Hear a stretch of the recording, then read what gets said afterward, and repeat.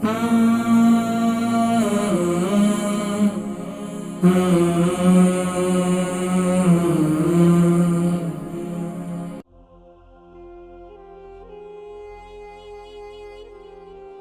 حکمت کی باتیں نبی صلی اللہ علیہ وسلم کی تعلیمات بھی ہیں.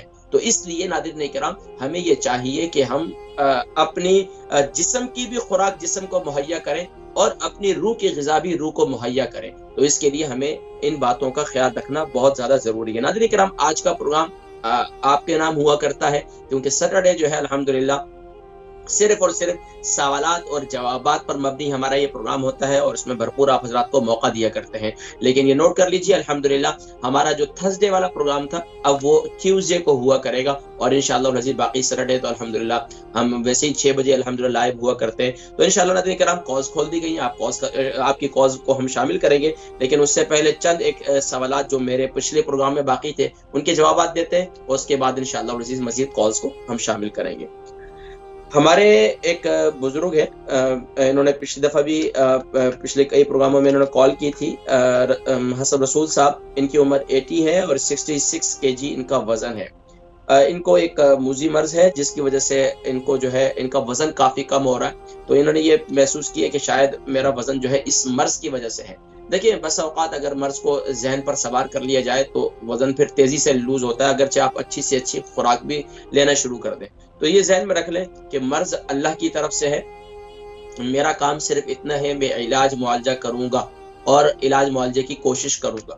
باقی رب العالمین نے سبحان اللہ اس مرض سے صحت یابی لکھی ہوگی میں صحت یاب ہو جاؤں گا اور اگر نہیں ہوگی تو سبحان اللہ میں اللہ کی اس فیصلے پر بھی راضی ہوں جو رب العالمین نے میرے حق میں جو ہے وہ کرنا ہے جو تمام انسانوں کے حق میں وہ فیصلہ ہونا ہے. کلو نفس ذائقۃ الموت. تو بالکل پریشان نہ ہونا کیونکہ جب آپ بالکل آخری اینڈ تک چلے جاتے ہیں تو آپ پھر اپنے آپ کے اندر ایک نئی امید بھی دیکھتے ہیں کہ الحمدللہ میرے رب کے فیصلے پر میں راضی ہوں.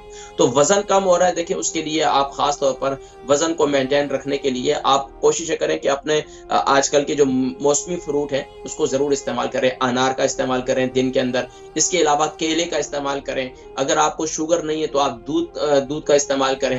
اس کے علاوہ آپ ہلدی والا دودھ پابندی سے لیں. اور اس کے علاوہ جو ہے میرا ایک نسخہ ہے وہ میں نے اکثر ذکر کرتا ہوں خاص طور پر وہ لوگ جو اپنی ہیلتھ کو بہتر رکھنا چاہتے ہیں اور ہمیشہ اپنی صحت کا خیال رکھتے ہیں تو ان کے لیے میں ہمیشہ ایک نسخہ ذکر کیا کرتا ہوں. آپ بھی اس نسخے کو نوٹ کر لیں. ہر والدین اپنے گھر میں یہ بنا لیں جو اپنے بچوں کو صحت مند دیکھنا چاہتے ہیں تو وہ ان کے لیے بہترین نسخہ ہے. وہ نسخہ نوٹ کر لیں. نمبر 1 سونف جو ہے وہ آپ 100 گرام لیں گے اور میتھی دانہ لیں گے آپ 100 گرام. السی کے بیج لیں گے آپ 100 گرام. کاجو لیں گے آپ 100 گرام. بادام لیں گے آپ 100 گرام. اخروٹ لیں گے آپ 100 گرام اور اسی طریقے سے سورج مکھی کے بیج لیں گے آپ 100 گرام اور اجوائن لیں گے آپ جو ہے وہ 50 گرام اور باقی اس کے اندر پھول مکھانے آپ ڈالیں گے 200 گرام.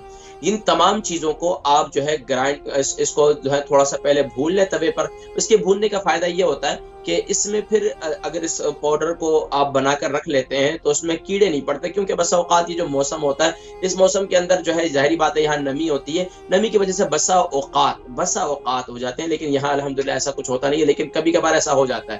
تو بھوننے کا فائدہ یہ ہوتا ہے کہ اس کا ٹیسٹ تھوڑا سا اچھا ہو جاتا ہے ذائقہ اچھا ہو جاتا ہے اور دوسرا جو ہے وہ اس کے اندر کیڑے بھی نہیں پڑتے. تو الحمدللہ اس سارے کو جو ہے آپ تھوڑا سا بھون لیں. ہلکی ہلکی خوشبو آئے گی اس کو اتار لیں اور پھر اس تمام کو جو ہے گرائنڈ کر کے پاؤڈر بنا لیں اور صبح اور شام جو ہے سبحان اللہ صبح ناشتے کے بعد ایک پیالی چھوٹی سی لے لیں. ایک چھوٹی سی پیالی اس کے اندر تقریباً 3 ٹیبل اسپون ڈال کر اس کو ناشتے کے ساتھ لے لیا کریں. یہ صبح کے وقت میں خوراک لے لیں اور اس کے علاوہ جو ہے سیریل وغیرہ لیتے ہیں اس کے اندر مکس کر کے کھا لیں آپ. اسی طریقے سے آپ صبح دودھ کے ساتھ بھی اسے کھا سکتے ہیں. اسی طرح رات کو سوتے وقت بھی آپ اسے استعمال کر سکتے ہیں. اگر شوگر کے جتنے مریض ہیں اس کے اندر یہ بھی استعمال کر سکتے ہیں شوگر کے مریضوں کے کیونکہ ان کی کیا ہوتا ہے کہ اعصابی کمزوری پیدا ہو جاتی ہے تو ان کے لیے بھی یہ مفید ہے. تو آپ بھی یہ نسخہ استعمال کریں اس سے انشاءاللہ العزیز آپ کو بھی کافی فائدہ ہوگا. اچھا اس کو مزید مفید بنانا چاہتے ہیں خاص طور پر آپ کے جیسا مرض ہے جس کو موذی مرض ہو جیسے کینسر وغیرہ ہے تو اس کے لیے کیا ہے کہ آپ اس کے اندر ہلدی کا پاؤڈر استعمال کر لیں. تو ہلدی کا پاؤڈر بھی آپ اس کے اندر 100 گرام شامل کر دیں لیکن خالص آرگینک ہلدی کا پاؤڈر اگر خود بنا لے تو بہت اچھا ہے نہیں تو باہر والے جو ہوتے ہیں اکثر ان میں کلر وغیرہ مکس ہوتا ہے اس سے بچنا چاہیے.